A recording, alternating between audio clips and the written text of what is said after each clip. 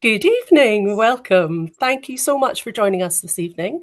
It's lovely to see so many of you here with us on what is, of course, one of the most important days of the year, World Donkey Day.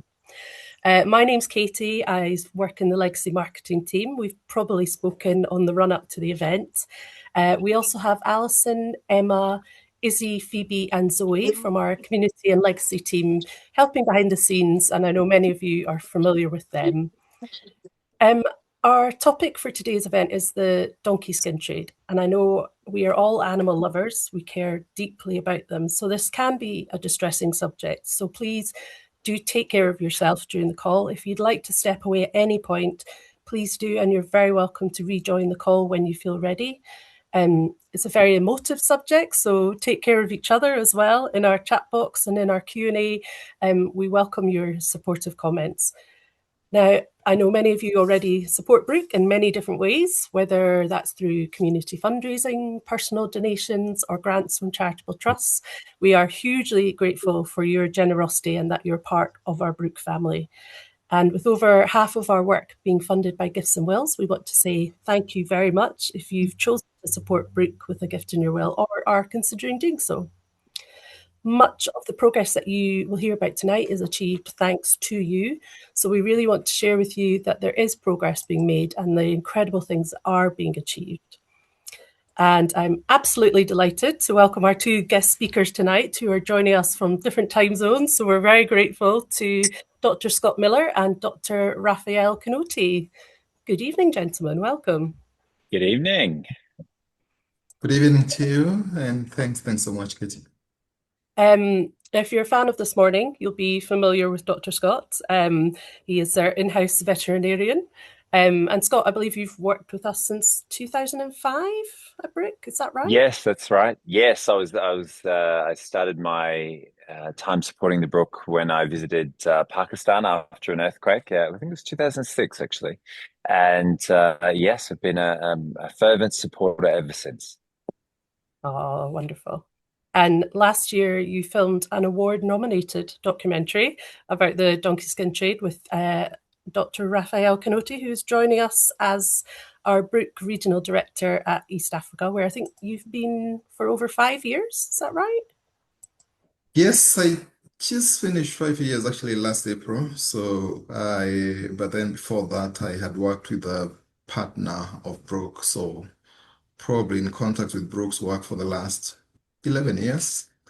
Yeah, Oh, great. Welcome, yeah. both of you. Now, we had some questions sent in advance, and we'll go through as many of them as possible, but there will be time later to ask more questions. I don't want this to feel like a panorama interview or anything like that. So I thought, Scott, if we came to you first, you are an expert on this distressing trade after the documentary, and wondered if you could give us a bit of an overview of what's the donkey skin trade for anyone who isn't very sure. Yes, of course. I mean, of course, very much appreciate and respect all the work that Dr. Raphael and his team are doing in Kenya to fight this gruesome trade. My experience with it was very emotional and one that I think is probably life-changing for myself as a veterinarian, but also as a animal welfare advocate and humanitarian because it affects people as much as it affects the donkeys. So the donkey skin trade, in my mind, is a little bit of a reverse Robin Hood story in that it's stealing from the very poorest to give to the very richest. In that these donkeys are being stolen at a frightening rate by people who are caught up in this trade. They are selling the skins of these poor animals to the market in China, which then turn it into a product called a xiao, which is then made into various products, which are usually quite expensive products that are then sold to the wealthy. And the impact that I saw of the trade on individuals was catastrophic in that not only did it mean that many of these families who were already, fighting every day to feed their children and themselves were left without any form of income generation. But also horrendous impact on the women, particularly of those families who, as many had said to us firsthand, that they become the donkey. And not only that, the impact of the children born into these families was, again, a heavy one, where they were unable to then afford to pay for the children to be educated. And so the children then went without their ability to learn as well. So it caused heartbreak of a depth that is really hard to quantify. And certainly there were many moments during my time in Kenya with the team of the Brooke where we met people who their ability to find joy was extraordinary because the challenges that they face are great, not ones that we would even dare to try and understand in the first world. And so that's why the work that the Brook is doing in countries like Kenya, unfortunately, this is a problem that is now spreading across the world, is of incredible importance. So we are so grateful for all of you listening today on World Donkey Day and appreciating how important these animals are, because the work that's being done by the Brook and their teams is great and much needed. Yeah, I can't imagine how difficult it must have been to visit those communities and really see that reality for the families. I mean, for us, we appreciate that you did it because we now have this a better understanding through the documentary. But Raphael, I know you've been leading the fight against this for quite a few years now, um, and you were kind of leading on that push to get the Pan-African deal going through a few years ago. Yes, Katie, and yeah, it's been quite a journey. And I must actually begin by saying I'm very, very thankful to Dr. Scott. His coming over last year was a big boost, huge boost to actually the ones we do here. You know, many times you work on this subject and it's something that's unknown to many, and so you feel completely lost, you know. You feel like the rest of the world doesn't know. Nobody actually in the world knows what's going on the ground. So Dr. Scott coming over here, interacting in communities, interacting even with the staff members here. Dr. Scott should never know how that actually boosted the morale here. I was just saying earlier today, we came from that village where you rehomed the donkey with the foal. And the women actually organized their own version of celebration of the World Donkey Day down in their village. And they said, Raphael, we must come. Now that Dr. Scott can't come to see the impact, you just come and see. And it was amazing, amazing. And actually today, we managed to rehome some more 8 donkeys to that village, to very needy women who actually had lost their donkeys earlier to the trade. I believe we'll be talking more about that whole thing about rehoming and how that happens and where we obtain those donkeys from. But it's great to see even your supporters getting keen interest in this. It gives a big morale to us who are working here on the ground. But then the biggest celebration actually and biggest thanks comes from the communities, those who are who are rural women who own these animals. They're the ones actually. I told them I'll be coming to this webinar, and they said, Raphael, kindly send our heartfelt, greetings and thanks to the whole team of supporters in the UK. So receive that. That's wonderful. I think, and 8 donkeys being rehomed on World Donkey Day is quite special. That's really, I'm a bit emotional after hearing that. Well, I And I think, know, Katie, you've never quite seen the joyous response. You've never seen gratitude quite like it. When, when you're helping, obviously we all know with charity, there is a sense of, yes, you give, but you get something back. You do. And these people they're not quiet about their joy and their appreciation for the work that's being done. I can just only imagine that your ears are probably ringing, Raphael, with the singing and the chanting and the dancing. Your knees are probably sore with all yes. of the dancing around with them as well. I remember it was utterly fantastic.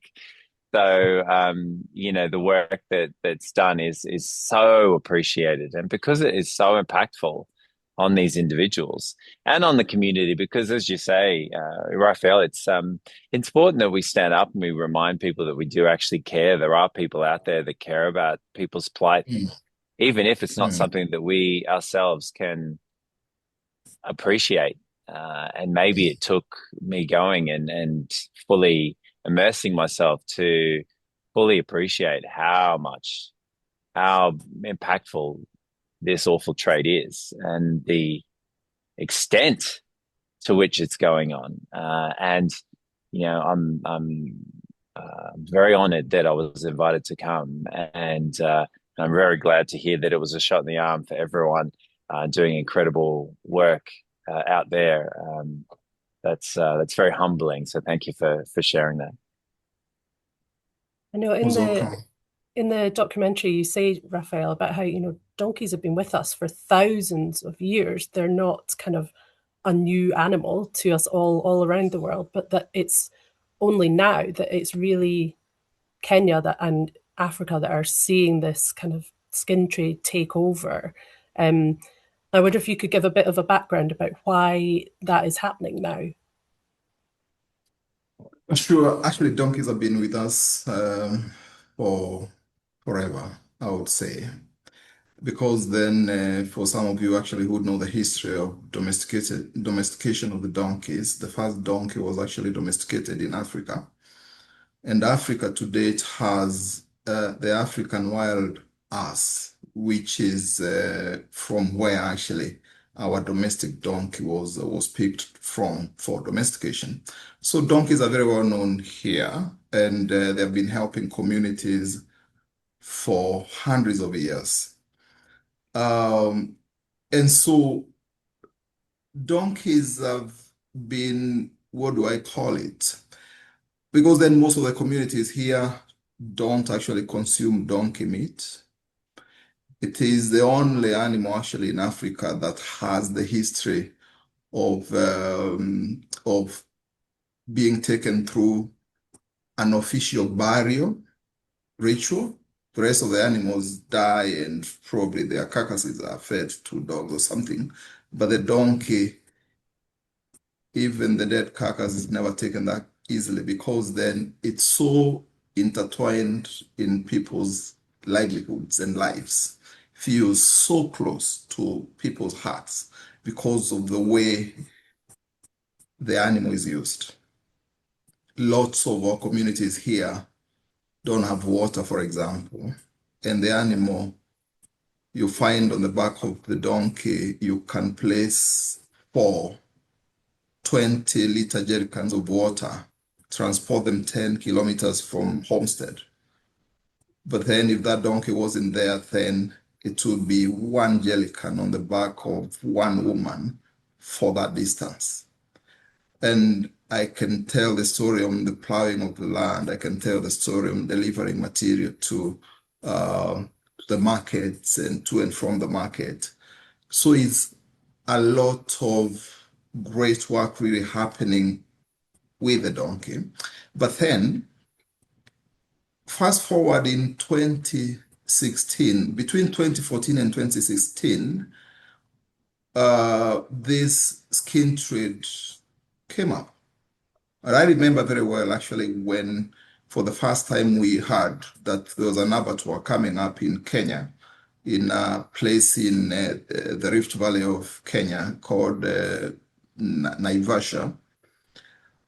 I remember as I mean, it was big story in the newspaper, and everybody wondering how this will happen. Can donkeys be slaughtered like cattle and sheep and all this? But then fast forward, I remember us talking to the government and asking where the numbers were, because we know everybody produces cattle and sheep and pigs for slaughter, but nobody produces donkeys for slaughter. It is, they are produced for work. 75% of donkeys, actually, all the donkeys in my country wake up every day to go to work, to sustain a family, sustain a livelihood. And so, of course, the government was talking about, that there are old ones, them that could be slaughtered, and that's what the foreign investors were talking about. But then we knew the numbers were very, very small. And as soon as this trade began, then hue and cry, big cry from communities that actually their donkeys were getting lost. A woman comes from the river with the 4 jerrycans of water, takes the water into the house, ties the donkey outside, but then the following morning they find it's no donkey. Following up, asking in the villages, I mean, it's nowhere to be seen, but then just a few meters from the house, she discovers, oh, here is a whole carcass of my donkey, my beloved donkey, but then the skin is gone. The skin is gone, the rest of the carcass is there. That's the face, the ugly face of donkey skin trade, and it's what actually communities do experience on this side of the world. Yeah, and I believe, Scott, you met Sylvester and his wife who had kind of seen their donkey after they were stolen. Yes, yeah, they were traumatized. Uh, Her name escapes me right now. What's her name? Raphael, Sylvester's wife. Veronica. Dear. Veronica, yes. Thank you. It is Veronica. Yeah. Uh, Veronica didn't speak for many, many months after the animal was stolen. They were, this was like a family member. This is not a beast of burden. That's not how they perceive them. They see them as a member of the family. Yes, a working member of the family, but the whole family works. Even the kids work around the property. When you are that poor, everyone lifts their weight, and the donkey is part of that process, not used, but revered and appreciated.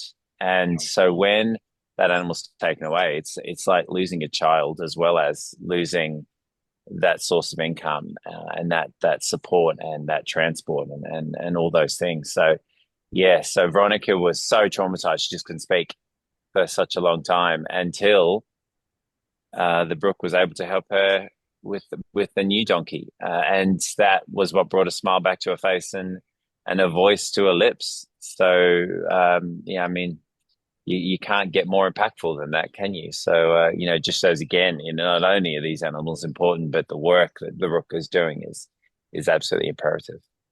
That's incredible. And I guess I think we all know on this call donkeys are incredibly emotionally intelligent. They have strong Mhm. personalities, they're very cheeky. And do you think that they kind of feel that similar bond with their families? Oh yes, wholeheartedly, yes, for sure. I remember another story where the donkeys at one stage. There's many people doing great work, including in the government, to try and fight this horrendous trade. And there was one story where a number of donkeys had been rescued, and they were all sort of corralled together. And one of the women that had lost their donkey was invited to come, and the question was like, how is she going to recognize her donkey amongst, 50, 100 donkeys all together? And she just called its name. And then her donkey just trotted over and sort of, was sort of excitedly, sort of making that donkey noise they make, which I won't try myself. That's embarrassing. But it's a sort of high streak, sort of shrill noise that they make this excited cry, and they were reunited once more. So there's no doubt that the bond is very strong. These animals are even more entwined with the family in many ways. Like we call our animals our fur babies in the UK because we're all ridiculous and we all love our animals within an inch of our lives. But they properly hold that place in the hearts of a Kenyan family, a working Kenyan family. So hugely, the relationship, the bond, that emotional bond between them is strong. And these are intelligent, emotionally intelligent animals as well. And without being too graphic about things, what they go through in this process is so sickening and so cruel to the donkeys more than anything, but everyone involved. And to then be faced with the aftermath of that, it would take anyone's voice away, I think, to see that for an animal that you love and see as a family member. I think what really came through in the documentary was how the community take care of one another. They, like with the women's group, they were there for one another. And Raphael, could you tell us a little bit about what Brooke is doing to support communities to kind of fight the trade, or kind of if they are trying to stop the donkeys being stolen, how we work with them for that? Lovely. Yes, we actually have a significant number of interventions that we do down at the community level. One of the very early ones was to get the donkey owners into groups. Why? Because we wanted them to have a consolidated voice. Donkeys, I mean, even in the setup here, are not owned by rich people. They are owned by, a bit of the poor people. And those people, actually, one of the biggest characteristics is that they don't have a voice. So we really encouraged these groups to come together, and I'm happy to know that actually today we have upwards of 600 groups of donkey owners, each with membership of between 20 and 25, spread all across Kenya, and now beginning to do that even beyond Kenya. And now they have formed one umbrella called Association of Donkey Owners in Kenya. And it was very difficult, by the way, for the government to allow them to be registered as an official group. But we fought that battle, and now they are registered. So there is a forum where they can air their voices. And that has become very, very critical, because now they can write an official letter to the government to complain on things, to ask for help, all this kind of thing, which wasn't there before. Then Brooke has gone ahead and rallied NGOs that actually are in the animal welfare sector. We've brought them together into an alliance. We call it Alliance for Donkey Welfare Organizations in Kenya, encouraging even those that don't do donkey welfare actually to just come under that, anybody doing animal welfare. That is another forum for actually really airing the voices of the communities and about the plight of the animal. But then we have lobbied with the government on various matters, and one of them was to actually get the police interested in fighting the menace. And we are happy, much as this is yet to gain the good momentum that we would want it to gain, but at least we are happy to see that, a section of the police are now beginning to appreciate that actually this is a serious challenge. I remember when I began working on this issue, I was working with one of the Brooke partners around 2016, 2017. And at that time, you would walk into the police station. A community member is reporting that their donkey got lost last night. And the police would literally laugh at you because then, I mean, you're reporting about the donkey. This is very strange. We've never had. Third, because then traditionally nobody would steal a donkey, really. Donkeys would be lent out to people and that kind of thing. So it sounded very funny to everyone. Uh, but then also the way the animal is completely invisible. Um, Today, that has changed, and that is how actually we are able to rescue good numbers of donkeys to date. Donkeys that were destined for bush slaughter or illegal slaughter, but then we work with the police and they're able to be intercepted and rescued, and then we're able to rehabilitate them and rehome them. Over the last 1.5 years, we've been able to rescue a whooping 1,516 donkeys. And out of those, we've been able to rehome over 1,025 of them. The others are in the different processes of rehabilitation, all this, because then we put up shelters in different parts of the country where when these animals are rescued, then we're able to put them there and put them through vet services there. They get stabilized, they get to do well, and then we get families that had lost them and we take them there. And this has really, really, really given communities a lot of hope. Because then in the past, when a donkey would be lost, it would be lost forever. But now, a donkey can be lost and it can be rescued and rehomed. That is giving a lot of impetus. We've seen communities really appreciate that.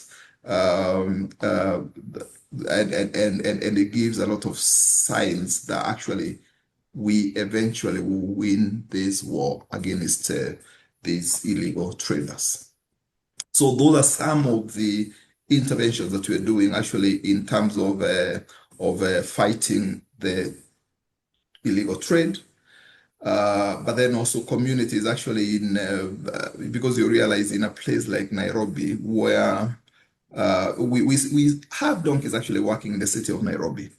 Some portion of the city doesn't have enough water, or rather supply of water, but then donkeys are used to clean the city. There are young people actually who have donkey carts and they wake up every morning to clean the city. But then also to supply building material to construction sites. These young people, a good number of them have formed some watch groups where in the past, the donkey would be tied out there, nobody would, care to steal it, but now they have to watch over it overnight. And so those groups are doing a lot of good work in terms of keeping an eye on those donkeys day and night. They have shifts of how they go about doing that. And even being able also to put in shelters where they are able to do that. So all these are some of the interventions that actually we are taking with the communities to fight this challenge. That's incredible. But it's really good to hear that there's hope there, that there is progress. And I guess kind of from the other side of it, Scott, you spoke to an informant who, I guess that must have been quite a scary thing for him to come forward. But what do you think is kind of prompting them to be a part of this? Because these are their communities as well, and they've been raised with donkeys. I kind of wonder what you got from that interview. Well, I think because they know it's inherently wrong. They have come from communities, they may have come from families where they've directly been benefited by having a donkey live alongside them.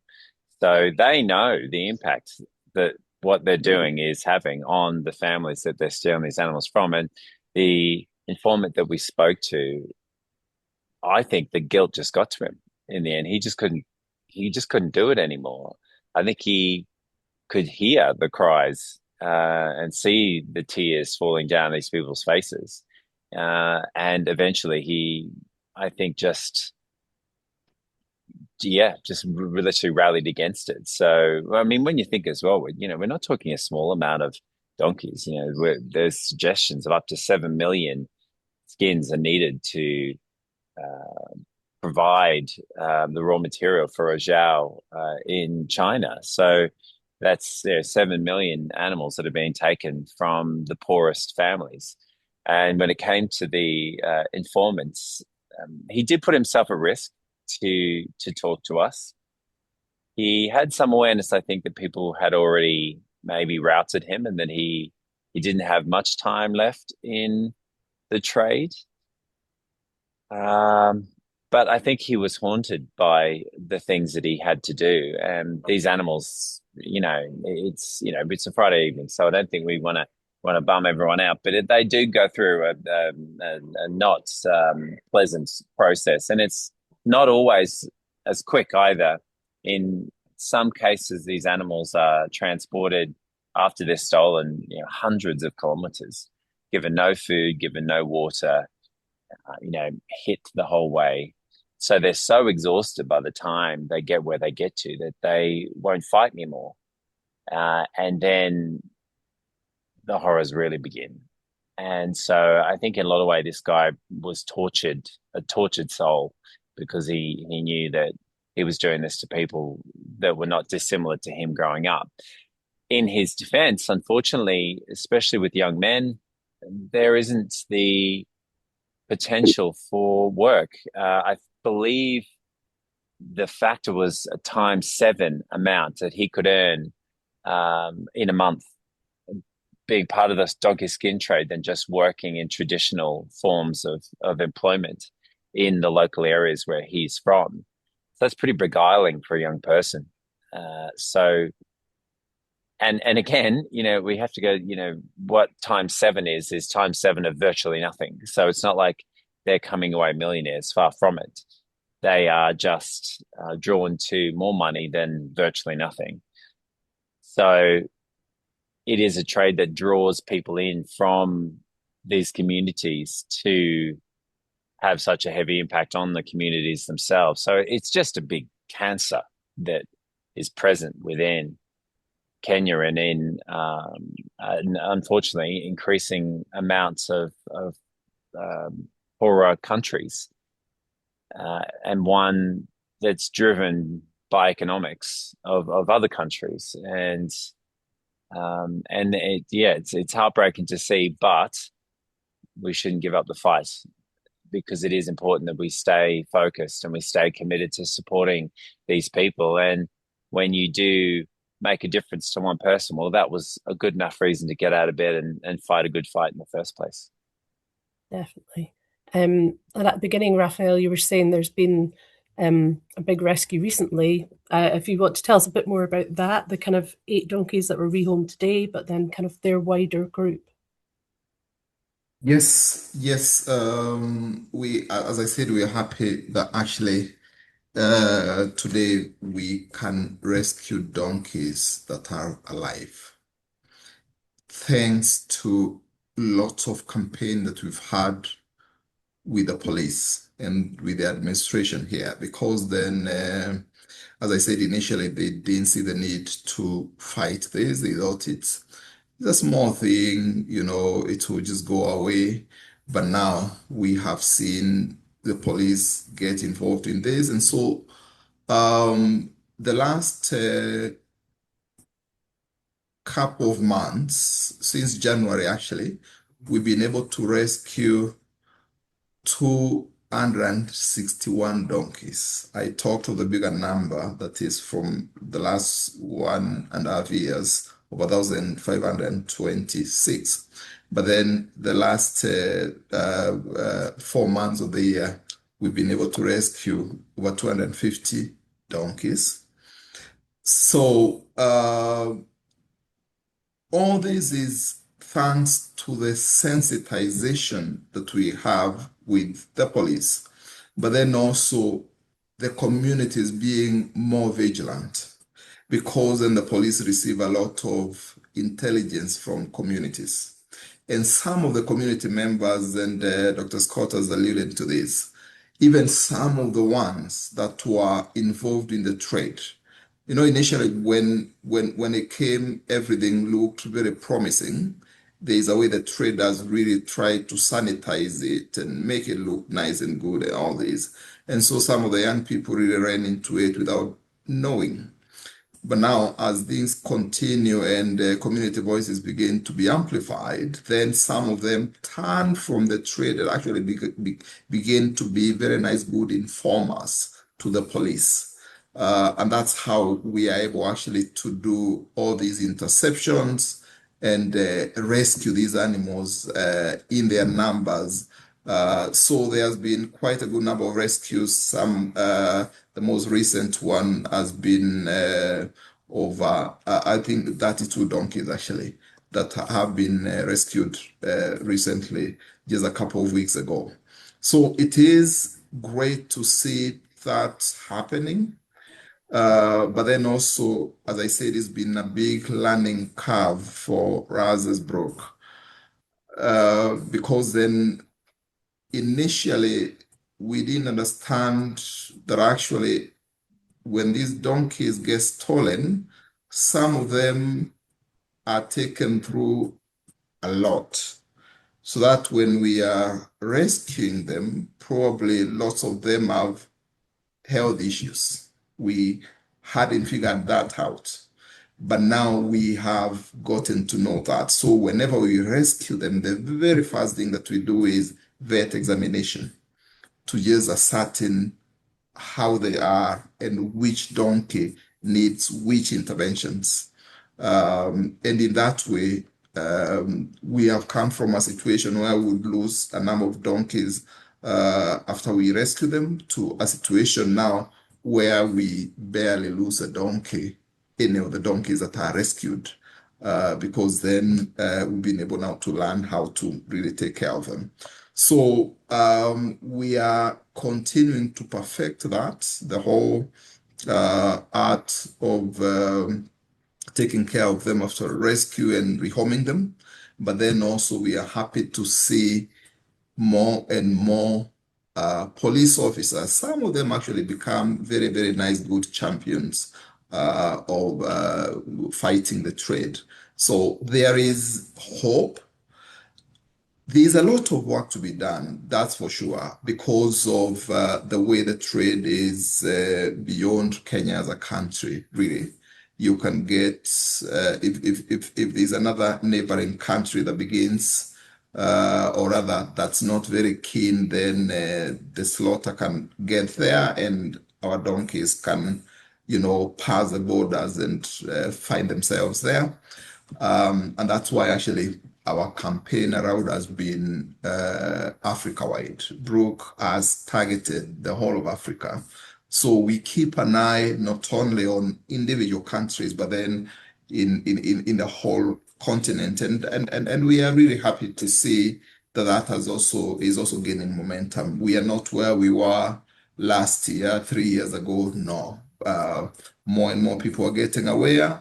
And more senior government officers are also getting aware that this actually is a big challenge, more than we thought before.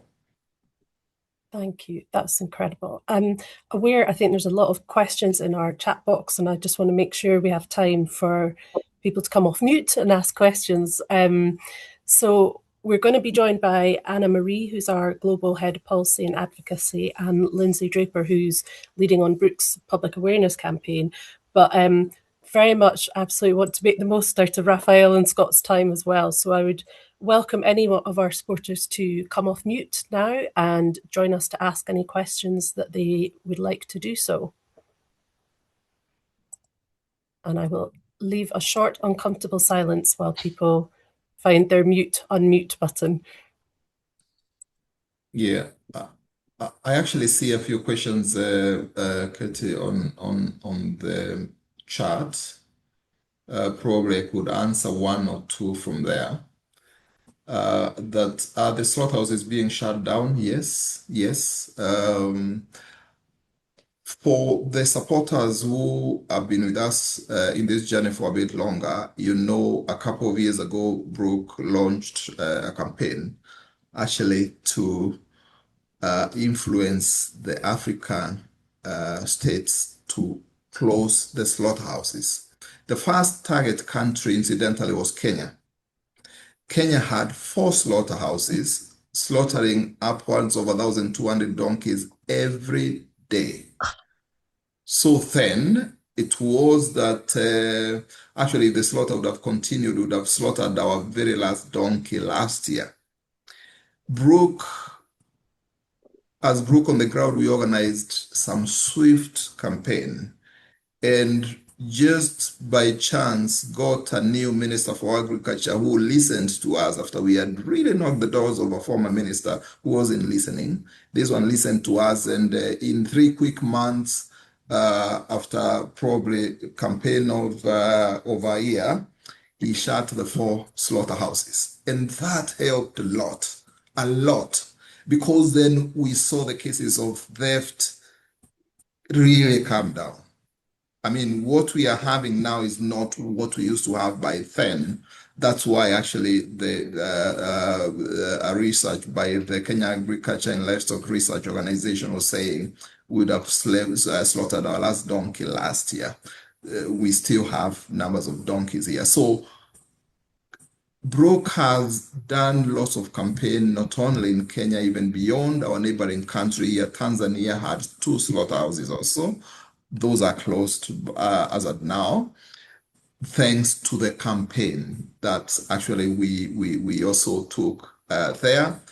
And I would say comfortably that as of now, 16 African countries have actually closed slaughterhouses that they had. So there's a good momentum. Lots of work to be done, because then, of course, the trade goes underground. But I would say the underground trade is not like the way it is when there is legal slaughter, because they create synergy with one another. But when it's just the underground one, it's a bit more difficult. The numbers are there, yes, but not as big as when there is legal slaughter going on. So I'll say that. I've also seen a question about Chinese people. Yes, there are Chinese people around actually. Incidentally, in the month of January, we worked with the police and unraveled a racket by three Chinese people who had rented a house with a big compound on a 5-acre piece of land. And they were buying skins. They were buying skins, salting them there and keeping them there and smuggling them out. It was a case in the media here because then we got them arrested. That case is still in court to date. So there are actual Chinese people here who are involved in the trade, sponsoring these gangs and doing the illegal trade. That is in the open. It's in public domain, really. Yeah. And from a different side of that, Scott, you kind of went to one of the slaughterhouses and then also the butchers. And do you think kind of the communities are much more aware of that now, so the donkey meat might not get into the food chain as readily? Well, so first things first, I should say that when I went to Kenya, the team had put up a very good itinerary of things that they thought that I should see. Going and seeing a slaughterhouse was not one of them. And Raphael was understandably a little trepidatious. He's a very calm character, but he was slightly jumpy on this particular day. As we're like, oh no, it'll be fine, as we're driving along, and this place is sort of shrouded in secrecy with all these. It looks very broken down, but there's still all these cameras everywhere, and you're concerned about spies watching you, and so it was a little nerve-wracking. But I think what's important to note is that up until very recently, and only because of the counter advocacy of the Brooke and others, the government had been saying it was fine to have slaughterhouses, fine to be able to purchase donkeys and then skin them. And then the trade was all completely legal at that point. And it was only really when the scale of the problem was unearthed that the Kenyan government started going, hang on a second, this is not really what we signed up for. And then everything sort of started to close. So those slaughterhouses, although shut down and way too late in many's opinion, but they were shut down eventually. Um, some of them are still used, and certainly the one that we saw didn't look as dilapidated as it should have when it was closed, I believe, 18 months before. There were still signs that there was tracks outside, and potentially it was still being used for that process. So, and then of course as well, every part of the chain is illegal. So, stealing the animals, of course, then killing them, and then illegally removing the product from the country. So there's loads of places that we can intervene. It's just that people weren't doing it. And now people, as Raphael was saying, are aware they are intervening, getting involved. And so it does show that, little voices can come together to make a big difference. And it is making a difference. And I saw it, which is cool. Should we, Sorry, yes, sorry, go ahead. should we not be targeting the European market? We, European animal lovers, surely products should be being banned everywhere. Yes, it's a very good point, and one that I raised myself while I was in Kenya. If you saw the documentary, we did a little review very quickly in a Kenyan hotel room of what you can buy whilst sitting in leafy Surrey, for example. And it was pretty horrifying. It's present on the shelves in Chinatown, in central London, and you can buy it through Amazon across the world. In fact, my understanding is one of the biggest international markets is the US. So not all of these products are being consumed by the Chinese. And there's a couple of things we should say. First of all, is that this isn't a race issue, in that I don't think we can blame the Chinese people as a whole, because actually a lot of the younger people are starting to realize that these antiquated traditional methods are just that, and that by the active ingredient of donkey skin, you might as well chew your fingernails for all the benefit it's going to do you. It is just keratin. That's all it is. So certainly back in 1993, when the rhino horn was banned, that's had a huge impact on the pressures on rhinos in Kenya and other countries around Africa, and we've seen a resurgence in population. So that's really, really important to know. And younger Chinese people are starting to realize that these products just don't do what maybe their parents or their grandparents told them or were told. So I do think that there is a shift there, but when there is a market, it needs to be requited. And you're absolutely right. I was horrified that you can buy this stuff, this sort of tincture of torture. It's present in things that you can eat and slather on your face and all sorts. So 100%, one of the key things that we were trying to do is to advocate, to lobby groups like Amazon, etc., to say, how could you possibly be Could part of a trade so heinous? could you And yet, develop an app? Could you develop an app? Because I've got the palm oil app, um, and there's another one, Yucca, that looks through products. That's I could understand what you're could saying, but yeah, when you're could we not choosing, scan something? I know it's a big project, but could it's somebody? not, yeah, it wouldn't quite work in these cases because the products that have a Zhao in it. That's why you're buying them. So it's not a stealth constituent that is Yeah, in things. You go, oh my gosh, I didn't realize it had a Zhao in it. No, no, you're actually purchasing it because it has it in it. So but it does. people in the West might not be. They might just think this is, a branded product that's supposed to be super. Yeah, They no, don't realize, I don't or do think you so. think In they fact, do? with respect, Right. yeah, no, it very much is a targeted purchase from people that believe that a Zhao gives them the magical qualities of donkeys. So it's not something they go, oh my gosh, I couldn't believe I'm eating that and it's got donkey. It's not, that's not it. It is people buying a product that has something in it that they have been told does something that it doesn't. And culture has told them that it's an important thing to consume.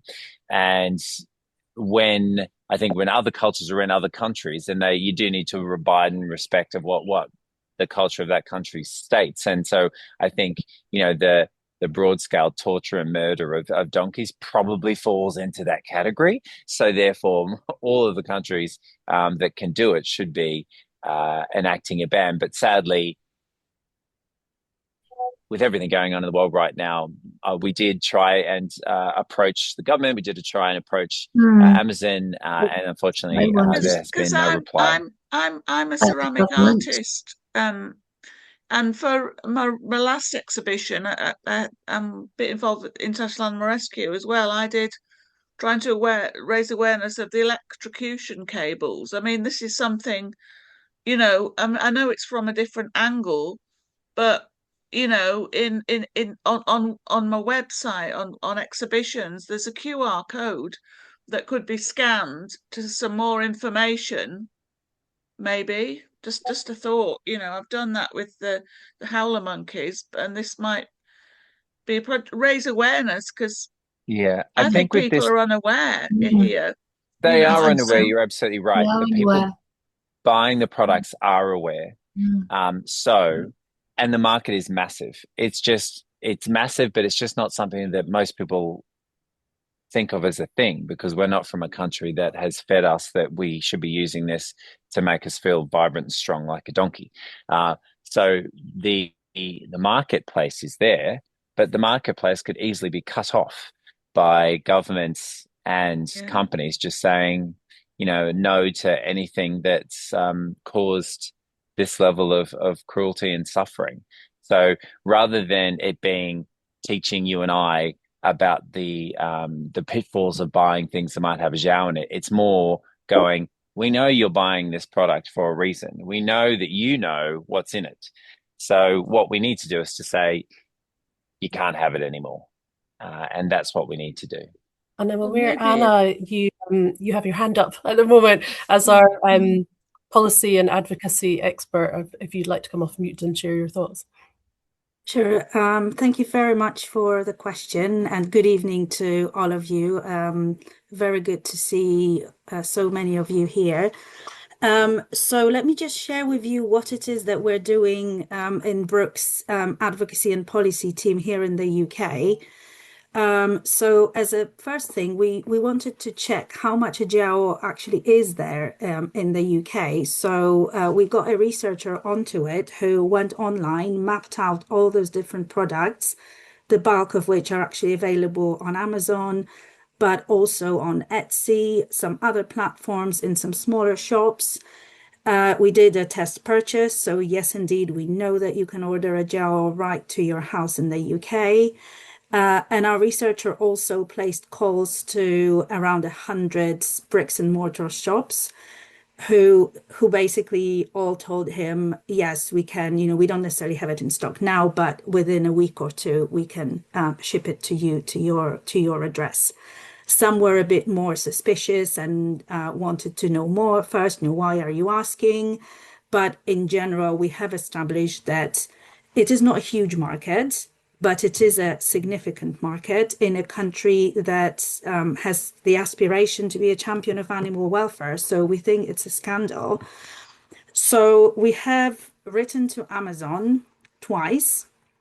We haven't received a response, and we thought, well, enough is enough. So now, we will actually mobilize people to put pressure on you because it's a scandal. And what we have also done is we have started talking to legislators, to parliamentarians, to other organizations who work on similar issues. It's not a very straightforward thing to have a Zhao banned in the UK because it's not manufactured in the UK.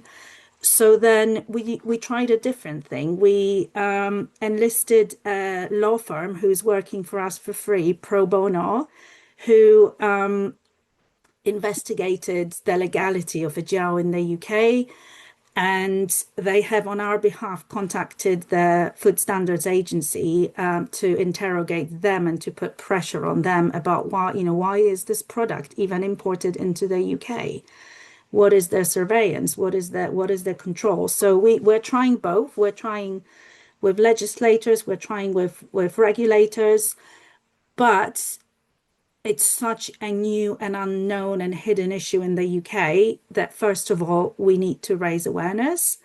And for that, we need every one of you, tell people sign the petition to Amazon, ask your friends, colleagues, family to sign the petition. We need people to hear about it and help us act on it. I think, Lindsay, you're leading on our campaign. I don't know if there's anything you want to add about why we've chosen kind of to start this going for the next few months. Yeah, I think exactly what Anna said. We just want to make the UK public aware of this because I think this is a hidden trade, and we want to expose it. We want to build that sort of awareness with the public, with the media, and also with the companies. And I think by launching the petition today and hopefully getting a lot of public support, we can go to Amazon, we can show them that this is a subject that the public really care about. And we know other organisations have done it. So eBay have pledged to no longer stock products. Emirates won't ship donkey hides. There's also other freight companies. So we're just really calling on Amazon. We want to work with them to stop this. Yeah. And did anyone want to come off mute to ask any more questions? I don't want to wrap us up too quickly if you've not had a chance to ask anything. I'd like to ask a question, if that's okay. Yes, of course. I'd just like to ask the people who are actually stealing the donkeys from these communities, are they being caught and prosecuted, or is that an impossible thing? Thank you so much. Who are stealing these donkeys are being caught and prosecuted. As I said, 2 months ago, we even got some 3 Chinese caught and prosecuted. Their case is still in court. We have a good number of them who we've been able to push their cases, and they got hefty fines.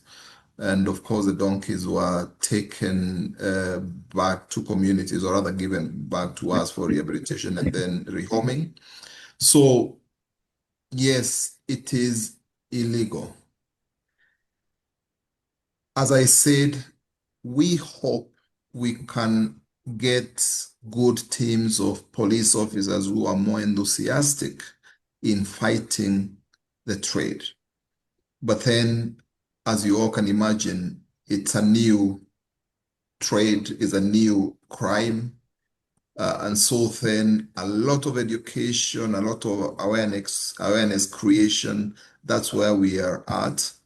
But then also, even with our courts, the judges and magistrates, you find this is a completely new crime. So the cases that we probably have lost are due to that. You get it to a magistrate who has never handled anything like this, and so they probably are thinking is a small little thing, and just they don't handle it well. Even with the lawyers, the attorneys here, it's completely new crime for them. So to be able to prosecute it nicely in courts is not very easy. So a lot of awareness creation in all these areas and with all these people. But yes, it's criminal to slaughter the donkeys. We don't have a single legal slaughterhouse now for donkeys in Kenya. Good, thank you.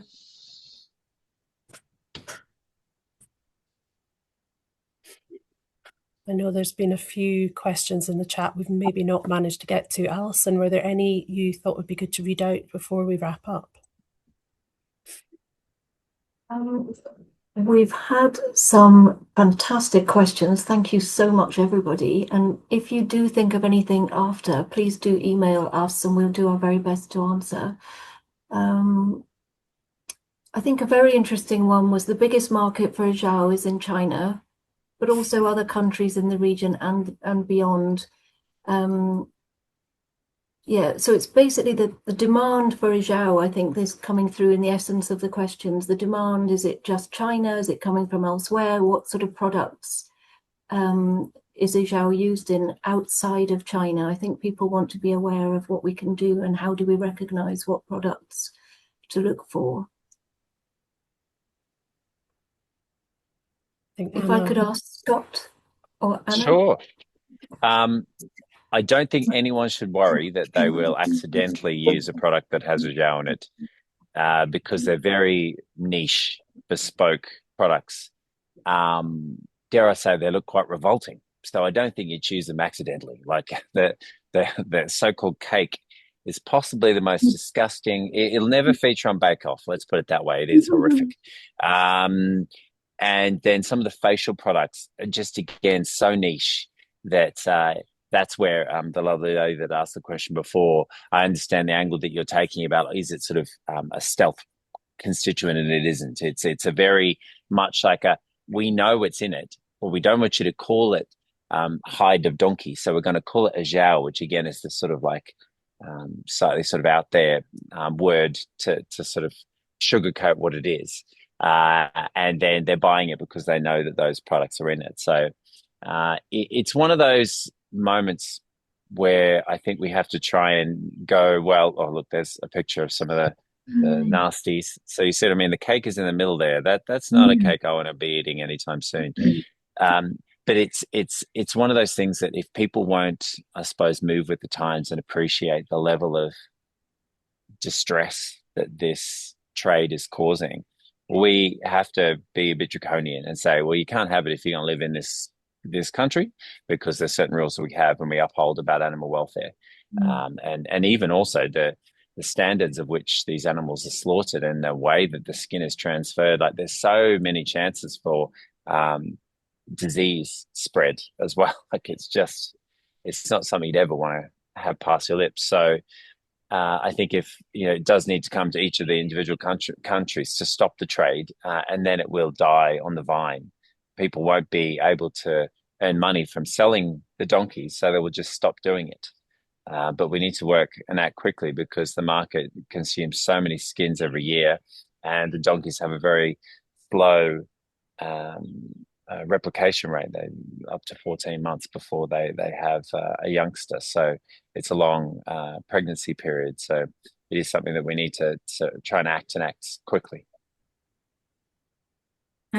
I just wanted to add quickly to what Dr. Scott said about the Agile products. So globally, Agile is used in 3 categories of products: cosmetics, medicinal products, and food additives, food supplements.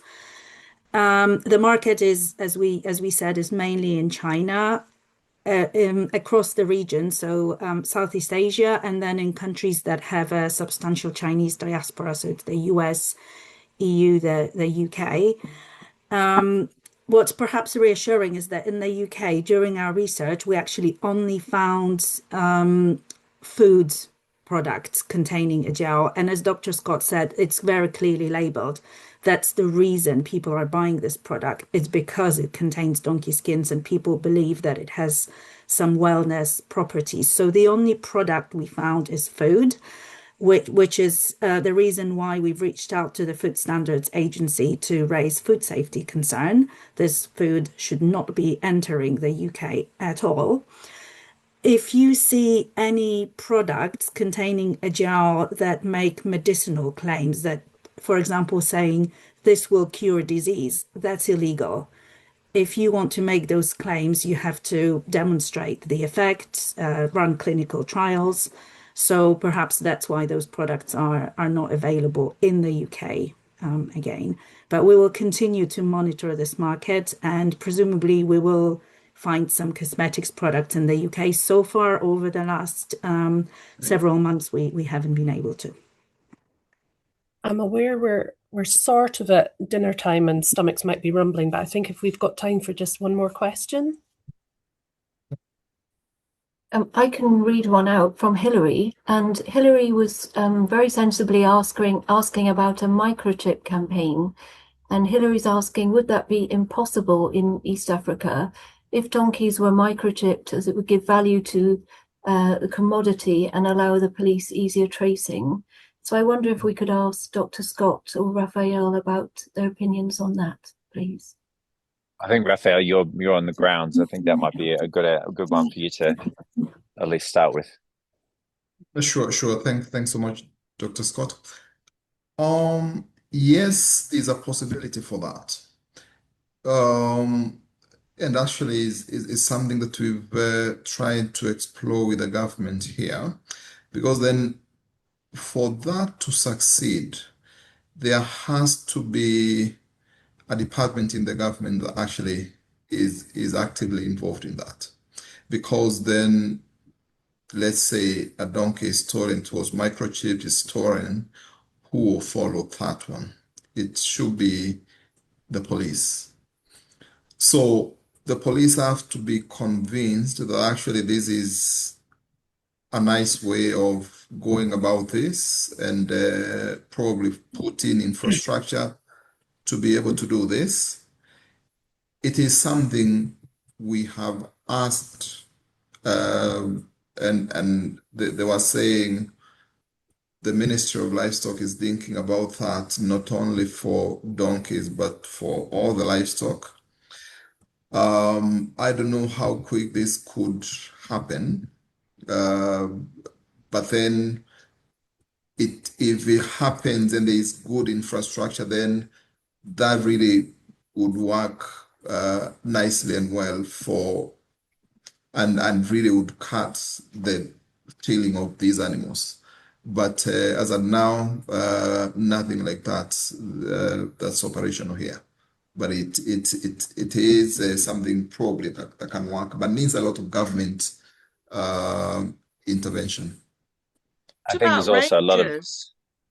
I'll just say quickly, I think there's a Sorry. lot of misunderstanding between a microchip and something that can track animals. Microchips are yet unable to be trackable because we're yet to be able to find a battery small enough to insert it under the skin, and we don't actually even know the health impact of that. So just because you microchip an animal, it does sort of stamp your ownership on them indelibly, but it doesn't really stop them from being stolen either.